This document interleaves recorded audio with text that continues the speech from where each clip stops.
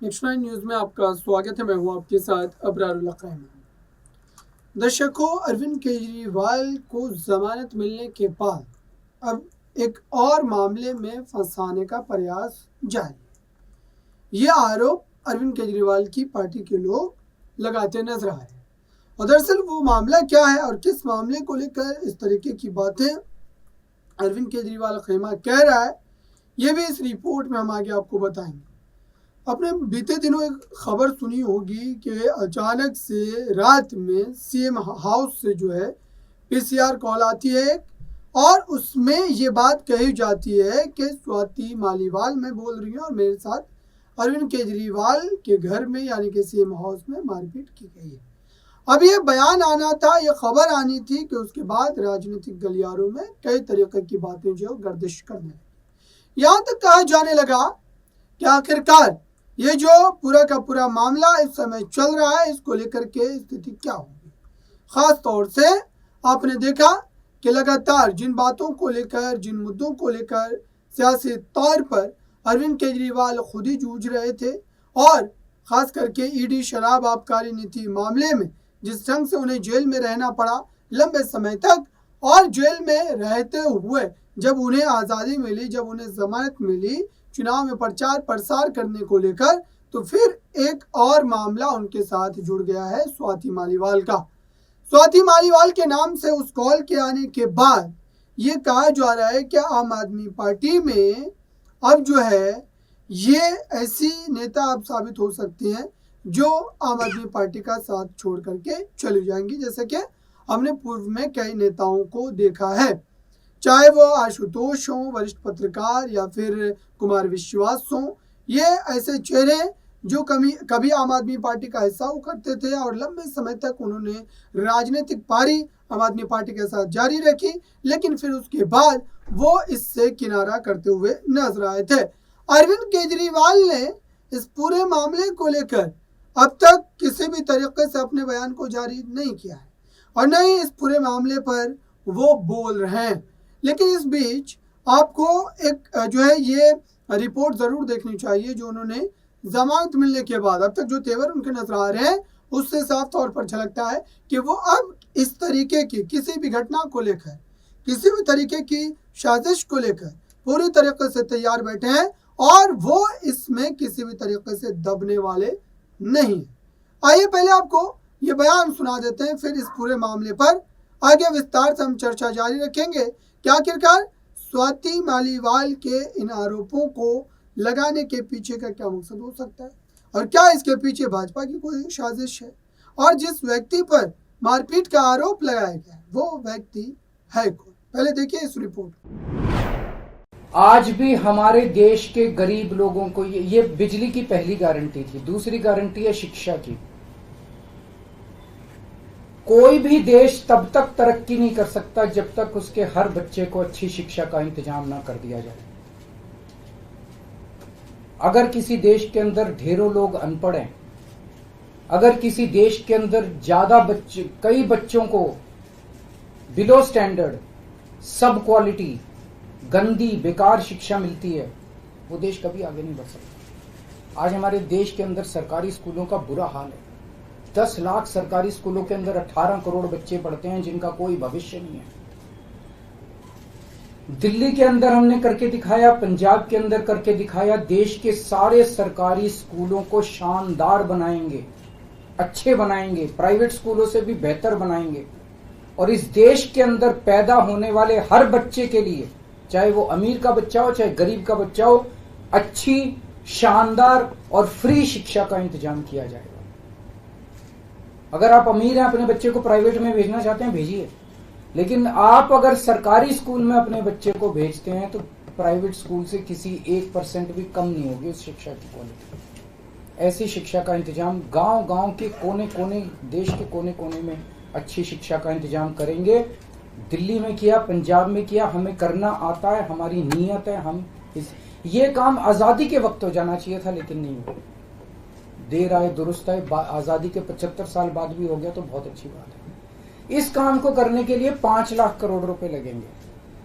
2.5 लाख करोड़ रुपए केंद्र सरकार देगी, 2.5 लाख करोड़ रुपए राज्य सरकार देगी। हर साल 5 साल में हर साल 50,000 करोड़ रुपए का खर्चा आएगा केंद्र सरकार को।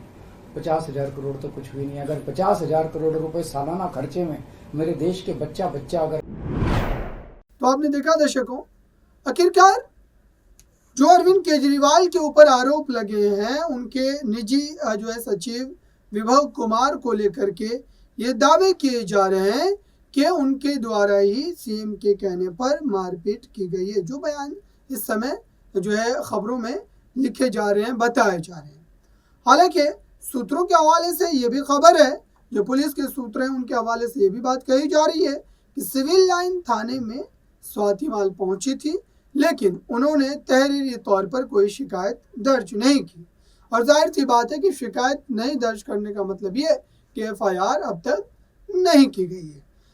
अब ऐसे में सवाल ये उठ रहे हैं कि आखिरकार स्वाति मालीवाल ने जो बयान दिया, या फिर स्वाति मालीवाल को लेकर जो पुलिस के दावे हैं कि उनके नाम से कॉल आती है और उस कॉल में इन तमाम बातों का जिक्र किया जाता है, लेकिन पुलिस भी इस बात को लेकर स्पष्टीकरण नहीं कर रही है।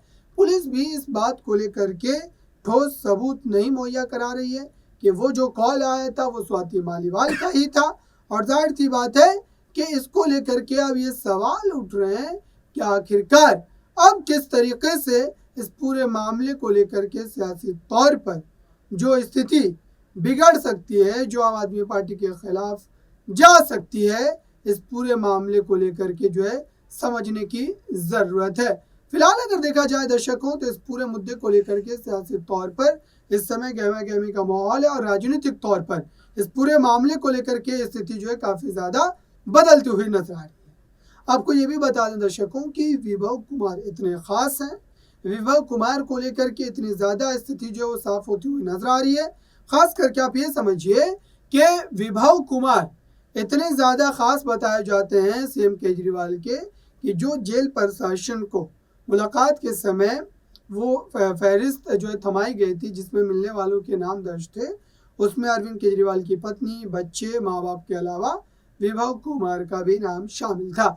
अब इससे आप अंदाज़ा लगाइए कि विभव कुमार की आप कह सकते हैं ताकत क्या है, अरविंद केजरीवाल से कितने अच्छे तालमेल हैं उनके। और इसी बात को लेकर अब इस तरीके के कयास और भी ज़्यादा बढ़ने शुरू हो गए कि विभव कुमार के द्वारा ही मारपीट की गई होगी सीएम केजरीवाल के कहने पर, और इस बात को और भी ज़्यादा बल मिलता हुआ नजर आ रहा है। हालांकि दोनों ही तरफ से अब इस मामले पर अगर आगे बढ़ते हुए आप ये समझेंगे कि आखिरकार ये बयान का आना या फिर पुलिस की तरफ से दावा किया जाना, इन तमाम बातों के बाद आखिरकार हुआ क्या है। सबसे पहले तो आप ये समझिए दर्शकों कि अरविंद केजरीवाल ने जो इस तरीके के बयानों के देने के बाद, ख़ास तौर से जो अरविंद केजरीवाल को बयान जो उनके द्वारा दिया गया जमानत मिलने के बाद, क्या उस आक्रामक बयान की वजह से भाजपा एक तरीके का ट्रैप बिछा रही है, क्योंकि बीजेपी लगातार मिशन लोटस का इस्तेमाल कर अन्य विपक्षी दलों को कहीं ना कहीं दबाने का प्रयास कर रही है, अन्य विपक्षी दलों को कहीं ना कहीं परेशान करने की कोशिश कर रही है। ये बातें अरविंद केजरीवाल और उनकी पार्टी लगातार कह रही है दर्शकों। लेकिन बड़ी बात यह है कि ये बड़ा हंगामा हुआ, इस पूरे मामले को लेकर के कई तरीके के सवाल भी उठे, लेकिन उसके बावजूद भी अगर ताज़ा हालात की हम बात करें, ताज़ा स्थिति की अगर हम बात करें, तो अरविंद केजरीवाल को लेकर के या फिर इस आरोपों को लेकर के न तो अरविंद केजरीवाल ने कोई बात कही है और न ही अब तक स्वाति मालीवाल ने इस पूरे मामले पर किसी भी तरीके का बयान दर्ज करवाया है और न ही मौखिक रूप से कोई बयान दिया है। यानी कि अफवाह में ये सारी की सारी बातें चल रही है, हवा में सारी की सारी बातें हो रही है। नहीं तो पुलिस पुष्टि कर रही है कि वो जो कॉल आई थी, वो जो आरोप लगाए थे, उसमें पूरी तरीके से सच्चाई है और वो जो कॉल आया था वो स्वाति मालीवाल ने ही किया था। इस तरीके की कोई ठोस सबूत जो है नहीं देखने को मिल रहा है। अब ऐसे में सवाल ये उठ रहे हैं कि आखिरकार ये जो मामला है और इस मुद्दे को लेकर के खास तौर से भाजपा जो आक्रामक नजर आ रही है, इसमें कितनी सच्चाई है और क्या वाकई इस पूरे मामले को लेकर के सियासी तौर पर स्थिति जो है वो और भी ज़्यादा बिगड़ती हुई हमें नजर आ सकती है। फिलहाल अब आपको क्या लगता है दर्शकों, आप क्या सोचते हैं इस पूरे मामले को लेकर के कमेंट बॉक्स में जरूर बताइए। जुड़े रहें नेक्स्ट 9 न्यूज़ के साथ। धन्यवाद।